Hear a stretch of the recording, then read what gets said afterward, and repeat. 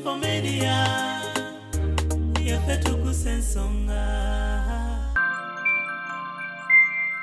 Remuwa fizi wange rangama tigendo olongose computer lab. Nengana yatandi yali atandise okunkwatirira amabere webityo. Mukama nanyamba ne mwejja mu ngalo nenziruka. Kati nnyo mu computer lab temwali mbana balala.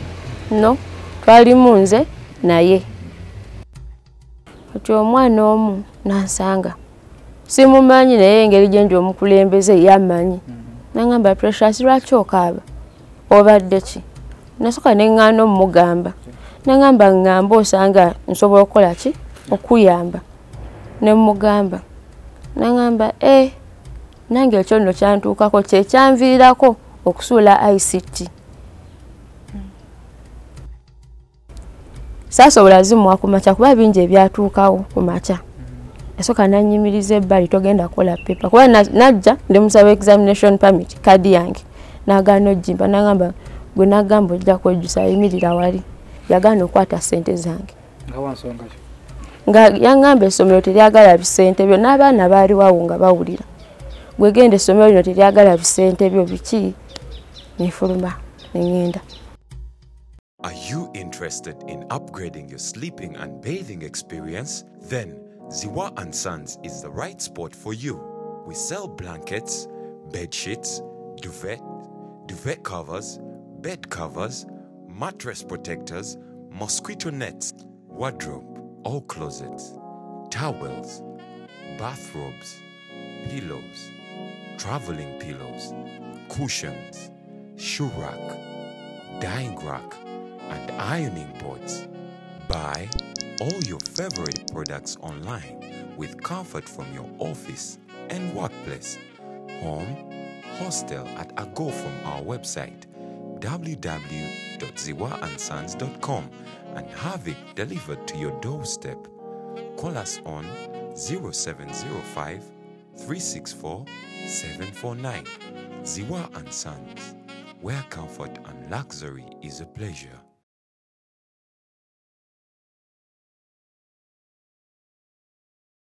Basebo ne banyabo mbalamusizza amanya Mama Fiina akwira abasabo b'ekinansi mu ggwanga.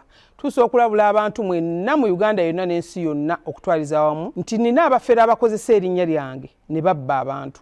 Bali ku Facebook, bali ku TikTok, bali ku mikutu gyonna. Nga beefudde Mama Fiina. Mama Fiina oba onoonya obujjanjabi bwo bawetaaga bujjanjabi bwo businkana bulenga wokka Mityana Road lunaku luba lwa Sunday. Mama Fiina tajjanjabira ku Facebook, Mama Fiina tajjanjabira ku TikTok. Mama Fiina essimu ze zino 0772 45 89 64 ne 0782 95 17 21. Oyo gwodiringa naye ku Facebook oyo mufere si Mama Fiina.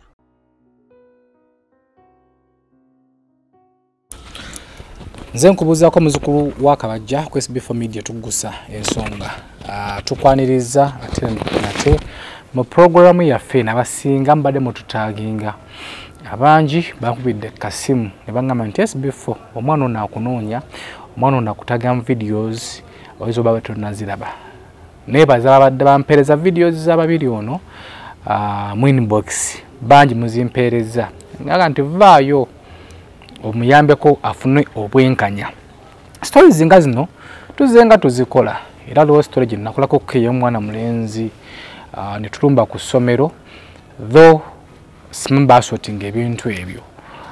Embeera bweti yaguddewo babiri n'avaayo najja ku mutimbagano ngalaga obutali bumativu eri Master Kimuli wamu n'essomero gye yasomera kubeera nga byatuukako ebyamuyisibwamu ku ssomero. Programu eno tetuliwo okuvumirira linnya lya ssomero abaliddukanya oba n'abasomesa abasomesaayo wabula ffe tugoberera ensonga ezo ezikutteyo ensonga omuntu asitatutuukira ng'alina okwemulugunya nga yeetaaga justice tumwa platform wabula tekitegeeza nti nno tuli ku sayidi ye. Twagala okutwala omukisa guno mbeera nga tukoowoola abatwala ssomero lino abasomesa ne Mr. Kimuli nnyinnyini ayogerwako kumuwa platform tukibeera nga omwana ono byayogera obyegaana obanga si bituufu tuyite simu zaffe ziri ku screen okwo otubulire olugero olutuufu kyekiruwa kinakakasibwa nti omwana ono byayogera byakuwaayiriza obanga waliwo amuli emabega omwana ajja vunaanibwa naye obanga temunnavaayo omwana ono ali ku mazima. So ffe ngaffe tongera okujjukiza nti tetwagala kulwanisa linnya lyo oba linnya lya ssomero oba omukulu w'essomero oba abalitwala kababe abasomesa yadde abayizi yadde abazadde wabula tuliwo kubeeranga tuwa omuntu oyo atalina ddoboozi tumuwa eddoboozi libune.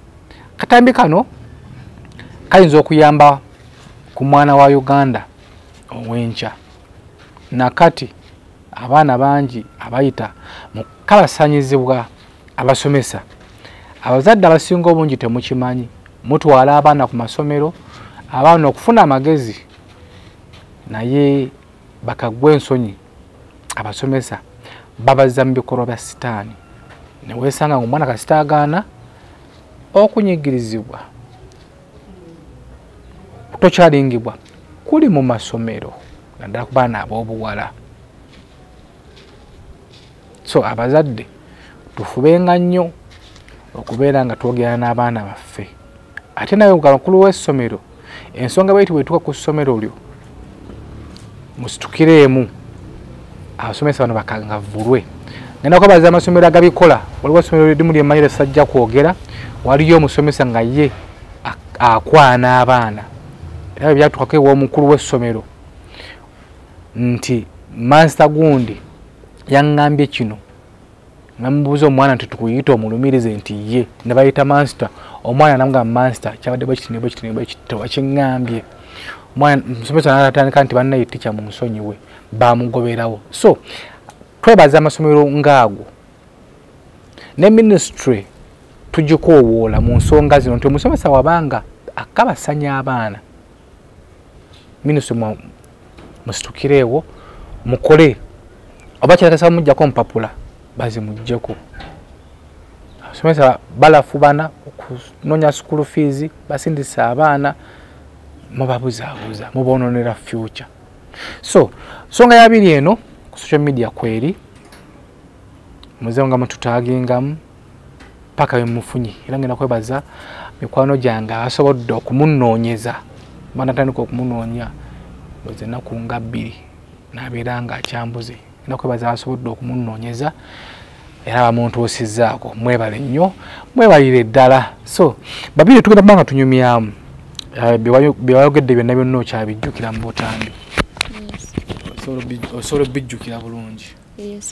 Obulamu buli butya? Obulamu si bulungi nnyo naye nebaza Mukama nti nkyaliwo.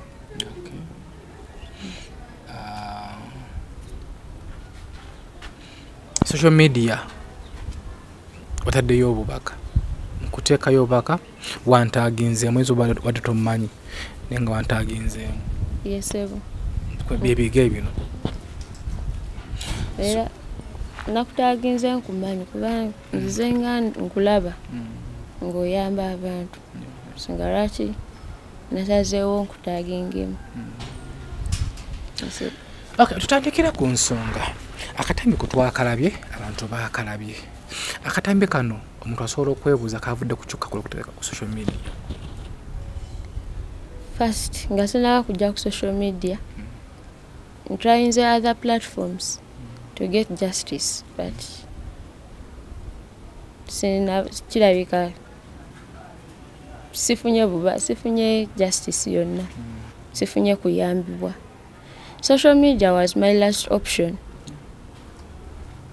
Yes, ngangamba wekitakola I will come to social media for help. Platform ki zogezezzaako notafunayo justice? I reported to police. No justice so far. I sent letters to Ministry of Education via my email. No response so far. Kubana sindika 24th of October 2024.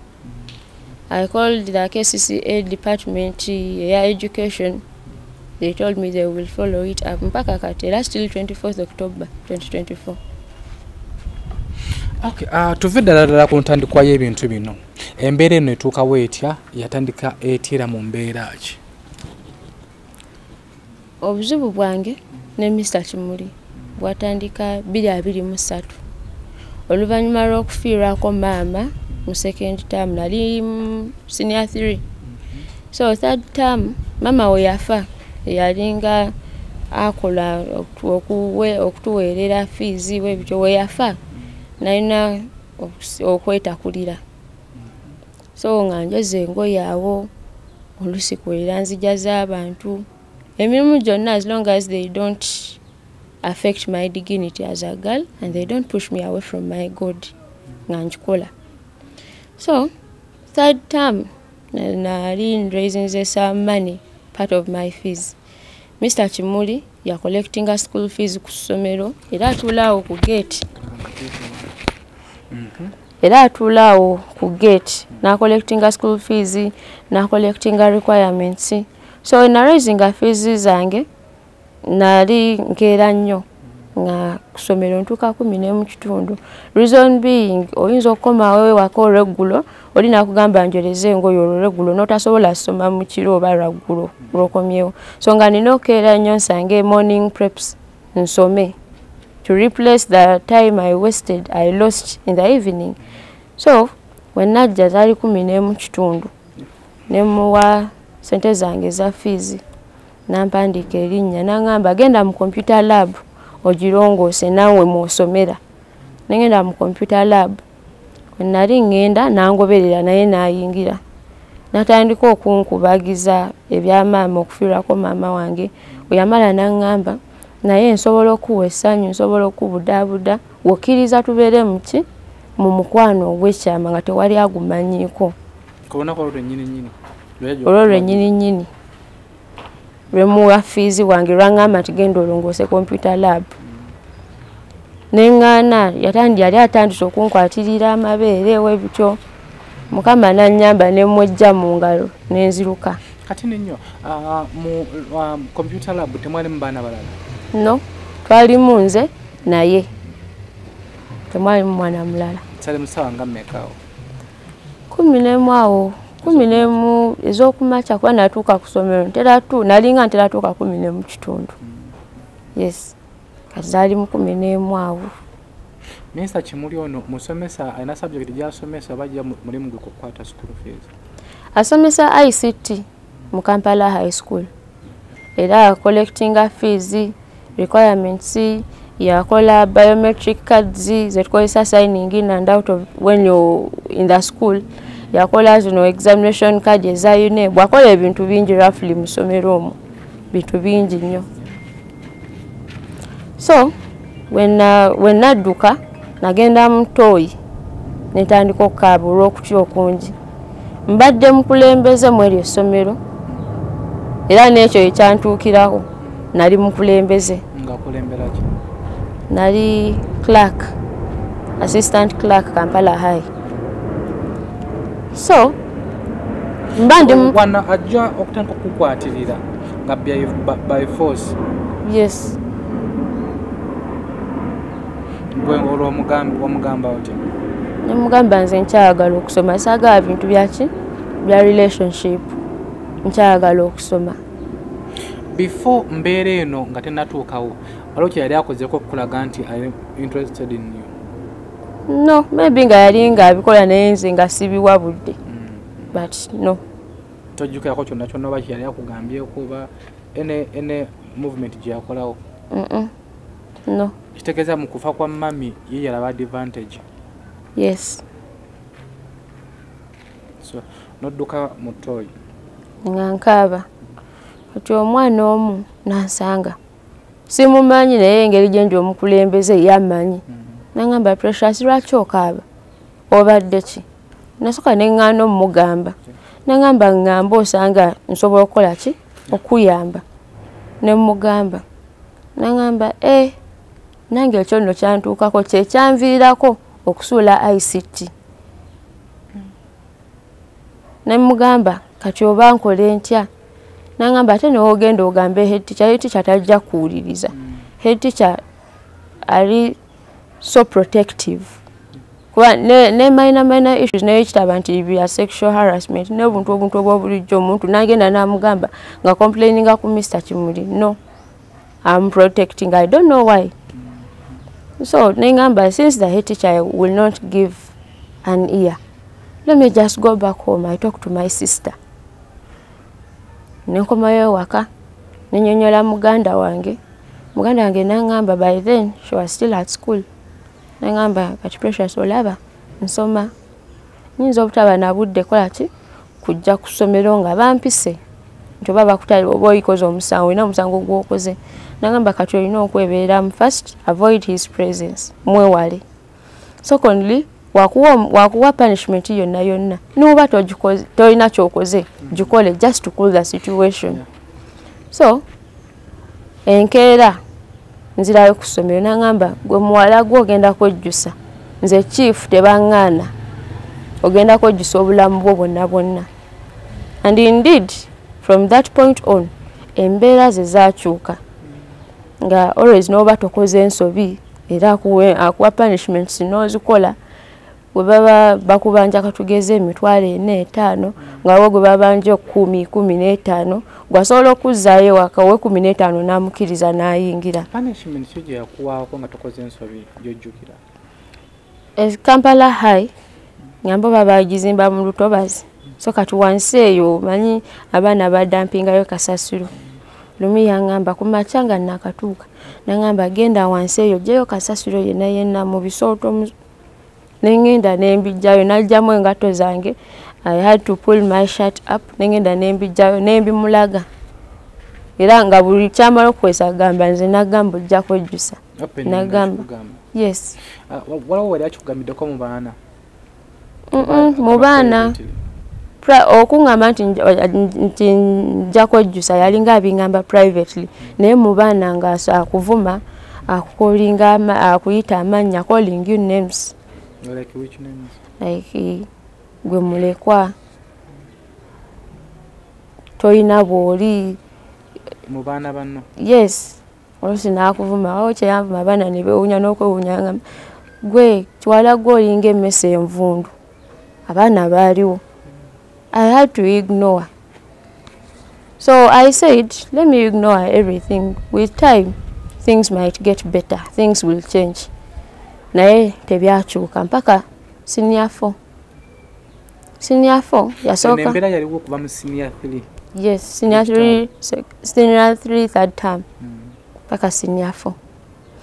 So senior 4 kyatandikanga. Remember I told you I do odd jobs to raise my fees. I used to do odd jobs. Yeah. So senior 4th third term sagisoma kuba naye nina ebbanja lya second term ate nga ne third term sinafuna sente. So I was still working to get money as I was reading. Mba ndi waka. My friends came into my inbox WhatsApp. Ne bangamba Precious. Nga badde tosoma kiki? Batugambe nti you dropped out of school because of your bad manners. Abadde alina okuweerera takyakoze ki? Takyakuweeredde. Ne bangamba n'okugamba laffe tumanyi togenda kujja nakola ki? UNEB. Ne mbagamba ngenda kujja nkole UNEB. Just mbadde nina ebichansi byemu ki? Ewaka. Kati 14 bwe twakola paper ya math ne chemistry theory. Nzija. Ngera ndezinzeeko some money. Sasa olazimu akumacha kuba binje byatuukawo kumacha. Esoka nanyimiriza ebbali togenda kola paper. Kuba najja ndimusaba examination permit kadi yange. Nagano jimba nagamba gwe nagamba ojja kwejjusa yimirira wali. Remember nze nkeera kumacha nnyo. Nalaba ngo obudde bukyali paper tennatuuka nengamba kaninye ende ku Ministry of Education. Nfune gwe nyinyonyola. Bwe nagenda ku Ministry of Education waliwo omwami gwe sijja kwatula amannya. Yampe enamba ye nangamba gitwale ku ssomero we baggaana okukola ebibuuzo gamba head teacher ankubire bafuna omuntu yenna gusobola okusaba essimu onkubire nze njogere ne head teacher era nenzira ku ssomero nanyimirizaawo bannange bayingidde pepa batandika okukola pepa nga nze sinnabayingira paka yenagamba head teacher waliwo omwami ku Ministry of Education angambye ayagala kwogeramuko naawe. Oyawulira ekyo nangamba kati jangu tugende muki okole paper. Nengenda nga paper yatandise dda eya math.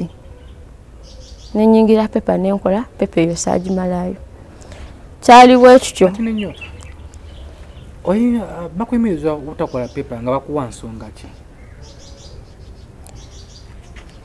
Yasooka n'aŋŋamba Misa Kimuli yasooka n'aŋŋamba we yali nga tuli ffeffekka yaŋŋamba ebyo byaŋŋamba ojja kwejjusa ojja kukola ki olabayo tica ze natandika kwekwasa mbu nnina enviiri kyokka nga ate n'abaana balala mu ssomero balina enviiri ne beekwasa nnyo enviiri neŋŋamba enviiri tezijja kukola ki kunsuuza kusoma kwange era olunaku olwaddako era yasooka nannindisa pepa ennyo ezasooka zonna eza UNEB nayingira nga bannange batandise ddo zikola neŋŋamba kaŋŋende nsala enviiri neŋŋenda nensalako enviiri.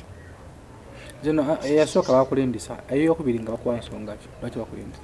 Siru waba nga ndi naye akugamba ojja kwejjusa n'akulindisa olaba heeticha nga ze n'onyonyola heeticha ekigenda mu maaso takuwuliriza yamugamba nsonga ki nviiri naye nga sinze nze kayina ki enviiri mu ssomero.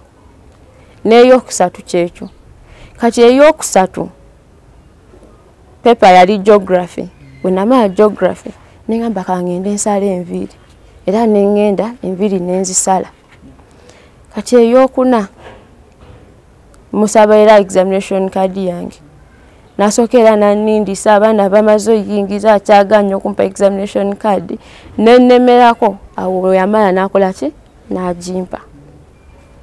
Tudde ku kya ssente nkugambye nali ndeeseewoko ku ssente ze nali nkoze ki nsonze nga 14 saasobola zimuwa ku makya olwabyatuukawo nazimutwalira lwaggulo n'aŋŋamba gwe genda essomero teryagala biki bisente byo nalina emitwalo 10 ng'ezo zo nzirese za fees n'emitwalo 2 egya ICT kuba bannange baŋŋamba nno tamu batugambye tugenda sasula emitwalo emeka 2 kati gyali ginakuba 11 oba oli awo 10 nga ŋŋambye oba 10 zinaaba 11 fees mpeeyo omutwalo kuki ku ICT naye bagamba 2 neŋŋamba 2 kanjwe ICT 10 nditeeke ku fees yagaana okwata ssente zange nga yaŋŋamba essomero teryagala bisente byo n'abaana baaliwo awo nga bawulira gwe genda essomero lino teryagala bisente byo biki nefuluma neŋŋenda ewaka. So tudda ku lunaku olwokubiri olwo lwa geography ebyatuukawo pepa ennyo ezasooka nezikomekera nga nziyingidde bannaye batandise dde okukola sizimazeeko neŋŋamba naye kale ka start list nina kyenkoze eki kyempandiiseeko. Embeera nesigala nga bwetyo oyingira ku makya kusojja biki yagamba n'abaana nga tunatera otuuka ku ICT practical oyo mu musondero obutambaala nga 22 ajja kaaba. Yes nga 22 ajja kaaba. Nze mu kusooka nalowooza oba asaaga engeri gye international exam era wawo ne mukwano gwange olwava luti mu pepa ntuuse ewaka ICT voice notes nzina nabisavinga naŋŋamba gwe Precious Misa Kimuli yakuwadde CD oba yaganye nga we yatugamba ne munyonyola byonna ebyabaddewo neŋŋamba oba Mr Kimuli kiki ekiri makati go ne Mr Kimuli nze nga saagala kyatuukiriza muki mu baana kati ICT etuuka pepa ICT etuuka nali mu second shift tuyingira mu pepa abaana bonna bawadde CD nze n'atampa neŋŋamba invigilator bawadde buli omu CD naye nze tebampadde. Invigilator n'afuluma ebweru yakomawo ne head teacher n'ambuuza lwaki tebakuwadde CD nemugamba ndowooza lwakuba mbadde sinasasula ssente za ICT. Invigilator n'agamba Mr Kimuli omwana muwe CD waba we munaaba nga mulina bye mumubanja mujja withholdinga ki results ze mukumpa CD n'abaana baawulira yagamba nze ngenda muwa CD kyonna oba kikola oba tekikola yamanyi si buzibu bwange n'agenda n'ampa CD indeed yali tekola malokola waka wange I'm trying to burn it on the CD tekola. I tried several times nga CD tekola. So I rose my concern era mu wa invigilator nimugamba bampadde siji naye sidi tekola invigilator agenda okola ki okwogerako naye yamugamba oyo muleke ne mulimu n'abasomesa abalala abali mu lab era abasomesa ICT nabo ne mbagamba Mr. Kimuli yampadde sidi naye sidi tekola nagamba ekyo mukireke kyefeko kyeyiye kyokka so nengamba Precious tewesiba nnyo ku CD kuba ku UNEB baagala hard copy ne soft copy. Soft copy webeeganye kola hard copy netandika printing awaka wange. Oyalaba nga ntandise printing awaka najja nga waka gwe printing agwayuza. Gwe printing agwayuza. Nengamba invigilator Mr. Kimuli steering my work. Namubuuza why you tearing the girls work. Nagamba mbute kulirinnya. Nenziramu nenkebera bulungi waka wange. Ngerinnya lyange ndiwandiseeko bulungi ne index number yange. Neziramu ne printinga gwen printinga gwayuza I was puzzled paper ne gwa wetyo nga wakange weda gwen printinga gwayuza yampadde fake CD yaganye omuntu omulala yenna okujja okumpa CD by then paper oyagwa I was puzzled nga simanyi kikyakuzaako I had to just get a border mpaka waka I rested for some minutes but then I got an idea nti genda mu cafe draft a letter ogisindikire ba administrators bonna obagambe ekibaddewo leero era we nasindika aba administrator bonna abamu nina screenshots kuba nga sinnatunda simu yange nasooka nenkuba screenshots bibaddangamu nga bagamba you will come tomorrow we sit in a meeting omulala nansindikira ne voice note view once nga gamba kituufu ne invigilator yagambye deputy head teacher hajiruletwa akubibaddewo mu kibuuzo yasindika view once naye we nali njizanya na recordinga n'essimu endala era yes njiina nze mbadde mmaze okugaako ne deputy nambula ekibaddewo ekituufu kiri nti it's unfortunate because even the chief invigilator naye yamugambyeko nti there was not a good environment in the room nekyendowooza if really you are very sure your things didn't go the ones you had done I give you a go ahead to follow to look for justice in the most probable way. So enkeera 23rd tukola Islam ngasinagenda mpepa ya Islam ntugenda meeting ne ba administrators bonna head of ICT department ne Mr. Kimuli mwennyini ne bangamba nti always bakola backup plans meka satu wakange bate yagenze bagenda kebera kuki ku backup plans ezo esatu era wakange kwe bajja omusange era bajja kola ki mu marking but I was not contented kuba omuntu yali yangamba dda nja kwejjusa so I was like Precious first finish your exams okole ki you take the other step 24th I didn't have a paper so I stayed at home I made calls like I told you I made calls on me KCCA I sent letters via my emails when amala ebibuuzo I took another step nagenda ku CPS ne bansindika ku Old Kampala they collected my statement they called Mr. Kimuli and Hajat Rehema Babita the head teacher into they summoned them at police. We went into a meeting with the OCCID. In that meeting, they emphasized that era bakola backup plans. Era waka wange kwa rioko. I have to just be patient in the results zikomeo. Then for the issue of sexual harassment, nibangamba they are going to do what to investigate. Computer lab mulimu camera bagenda bakebere. The officer asked them, are your cameras strong enough to keep data for more than 2 years? They said yes. Bwebali bagenda okola investigation sagenderako. Era some 3 weeks I had to go to Afando Onyango. Nemugamba kuba naye ye yanforwardinga ku Old Kampala. Nemugamba they said they are going to investigate. But ever since then I've never had anything from police. How about they tamper with the what? With the evidence. Era nabakubira essimu nababuuza how far with the investigations simanyi biki bye bayogera there.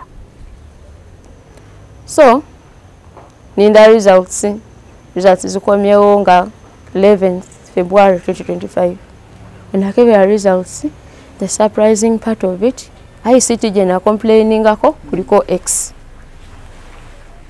Kati nenkubira dosi omukyala so omwami nemugamba madam nsobola okufuna results zange ncha nagamba ebibuzo bya results zakakoma otusobola zifunira we wait for some 2 weeks.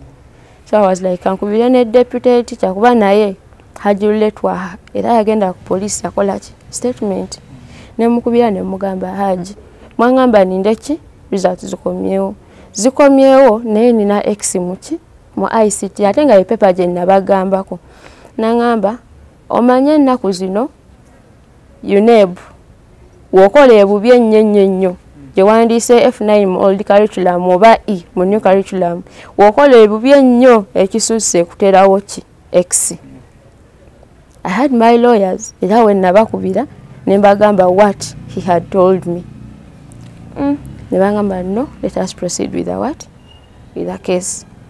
They wrote to UNEB nga babasaba ICT practical paper yange, babasaba attendance list ne theory yenyini paper ya theory kuba ye theory yenna mukola bulungi safuna buteta sa tebanta ataganya just yali ICT practical.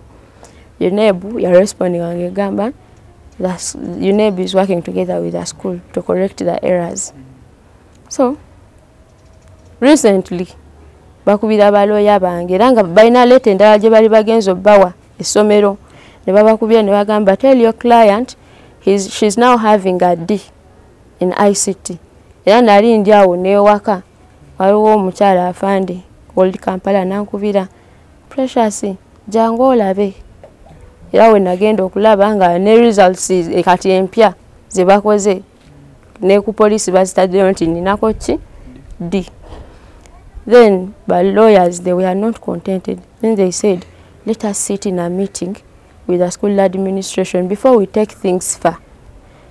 Abiri mu mwenda April twali mu meeting ne head teacher ne basa ne deputy head teacher ne ba lawyers bange nange, but tewali kalungi kava mu meeting. Instead they started insulting the lawyers like that.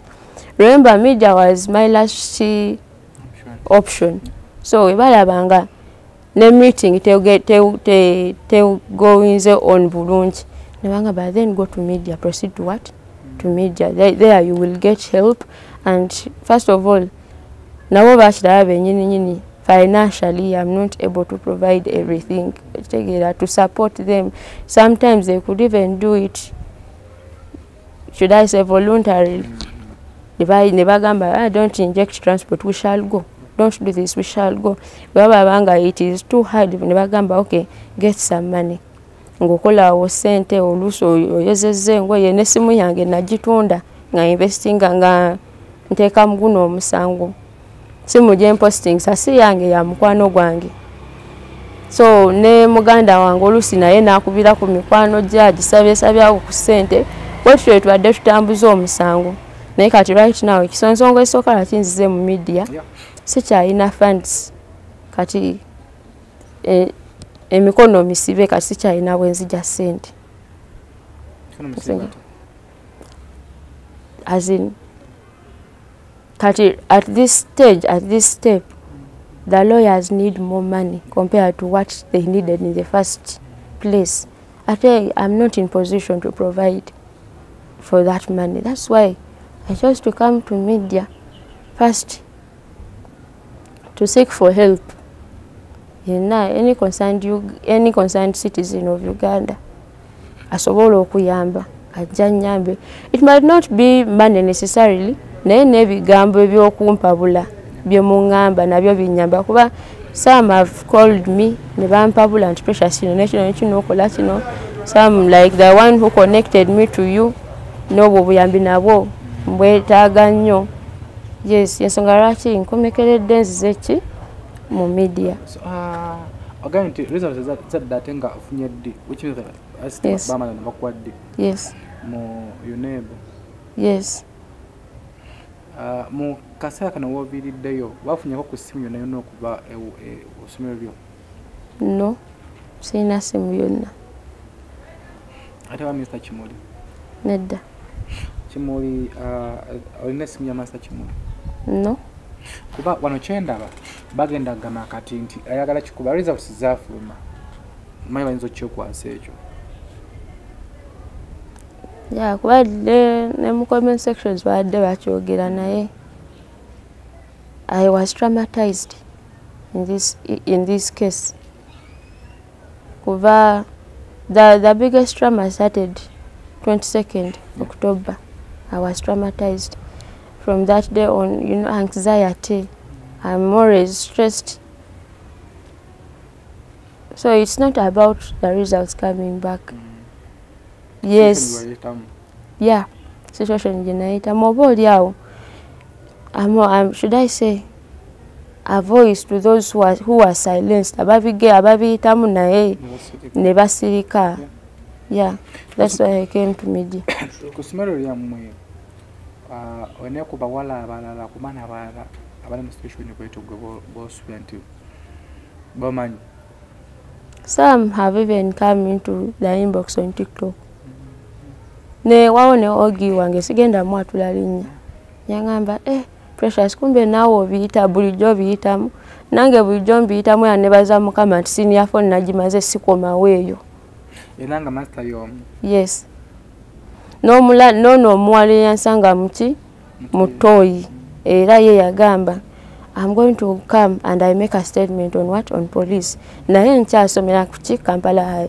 Protect my name so that tamanya atandika tekola ki kunjiganya. Era yajja nakola statement. Sijja mwogera linnya kuba yagamba kyasomera yali kati mu senior 6. Agamba n'abalala gye bali ne bano bennyini nnyo aba experiencing examination sabotage gye bali naye nabagambako nti come you make a statement beetaaga ki abajulizi abaliwo nga ki pepekole agamba Precious tusobola okujja naye Mr. Kimuli omumanyi bwe tujja tetunakujja results zaffe oba oli awo tuddayo ku Kampala High watutegeera naffe n'atandika okukola ki otuyiganya. Mr. Kimuli yeyisa atya ku ssomero kuba yeyisa ati embeera ze ziri zitya ye muntu asagasaga nnyo n'abayizi oba ali serious nnyo?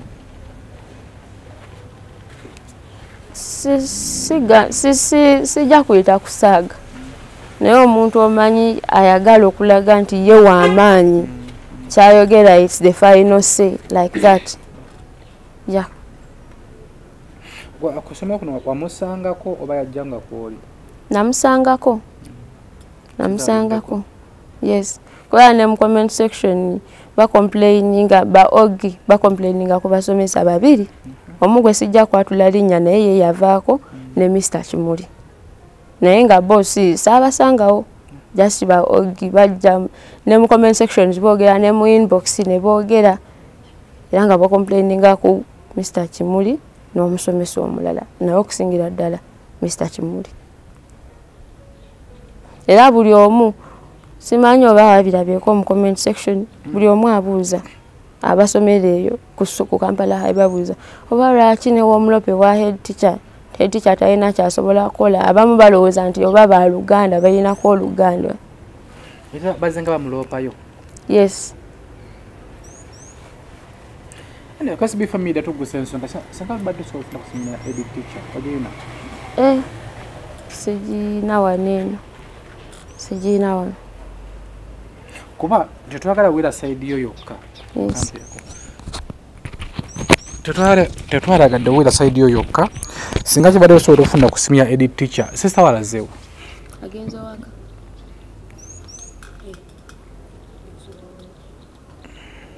Mweromo. Kupira sister wo aje. Tugenda gezaako okutufuneko ku sister wono kitundu kyaffe kinajja tufuneko ku mbeera eno yagimanyiko mami awumule mirembe kati obeerawa? Ndeerawo wansawo ne sister wange. Obeera ne sister mweka? Yes. So mukubyeko kumugamba aje. So tugezeeko omuntu gwabanga gwabeera naye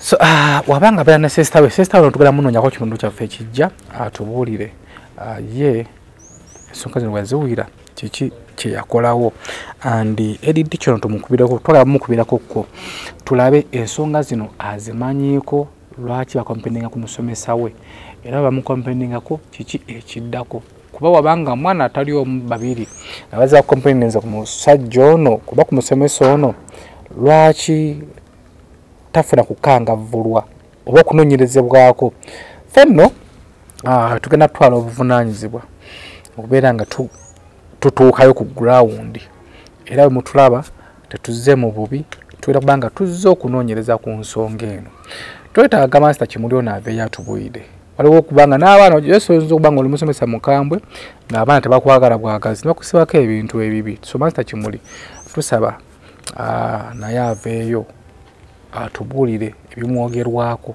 biva ku ki ye embeera eno yatuusibwa ku babirye Precious mu bibuuzo bye ebyakamalirizo kiki yali mbeera ki twatala tunnyonnyole bulungi wabanga kituufu essomero likiza kusalako baana nviiri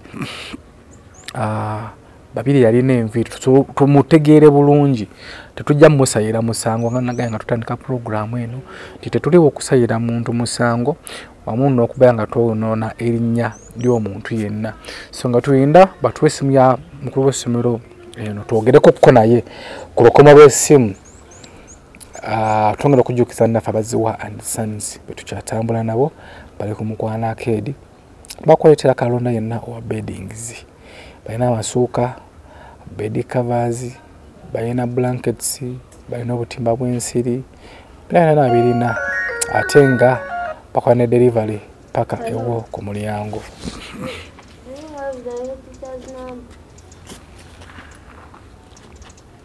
Yes.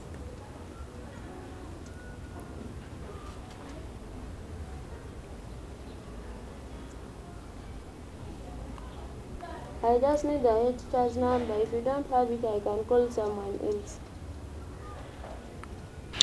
Okay, ena tumazo jufuna tugezeeko wano kwira because amita ani Hajat Rehema Babita. Hajat Rehema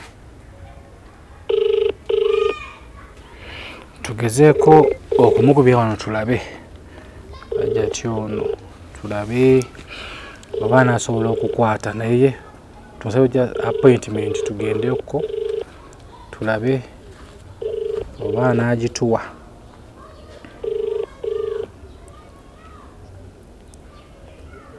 Hello? Hello? Anji? Ajat, assalamu alaikum. Salamu alaikum. Njogoya kuna Ajati Rehema. Anji? Njogoya kuna Ajati Rehema. Nze ndi munnamawulire. Waliwo story gye nva okukola. Nensalawo Ajati okukubirako tweku appointment. Kuba tukole tutya nensalawo okukubirako ntufuneko ku side yammwe eyo nandibadde nsaba singa kisoboka enkyo ku ssomero ye Ajati ngenda keerawo ofune details ez'ekintu ekyo nange kyembadde nsaba mawulire ki ono SB4 kolera SB4 media nkerewo sanga mmeka jangu saa 3 nja kubeerayo. Okay, Ajati neyanziza nnyo. Okay, tuyanze. Okay, ndoza Ajati omuwulidde. Ye aba HM aba head teacher tuwadde appointment olunaku lw'enkya ku Ssabasatu tugendeyo era fenga wetwagee nti yes babiri tuwulidde side yo naye tuba tulina okunoonya in details era ebibuuzo ebimu ebigenda mubuuzibwa twagala tuwe ku Mr. Kimuli ono wabanga Mr. Kimuli gyali tuwe ku Mr. Kimuli ono naye atunnyonnyole bulungi ku side eyo ffe tetwagala kusala musango gwonna era tetwagala kunoonyerera muntu yenna ky'omukisa omulungi nti atuwadde appointment so mulindire ekitundu kyaffe tulakusobola tunoonye ku sister woono ekitundu kyaffe kinabanga ekiddako nga tugenze ku ssomero lino tulabe ddala kiki ekituufu ekyogerwa ku ku musomesa ono Mr. Kimuli. Nze muzzukulu wa Kabajja ku SB4 Media tuggusa ensonga eno tugera ginoonyerezaako paka kugiggusa. Bere bulungi mwera. Are you interested in upgrading your sleeping and bathing experience? Then Ziwa and Sons is the right spot for you. We sell blankets, bed sheets, duvet covers, bed covers, mattress protectors, mosquito nets, wardrobe or closets, towels, bathrobes, pillows, traveling pillows, cushions, shoe rack, dyeing rack, and ironing boards. Buy all your favorite products online with comfort from your office and workplace, home, hostel at a go from our website www.ziwaansons.com and have it delivered to your doorstep. Call us on 0705 364 749. Ziwa and Sons, where comfort and luxury is a pleasure.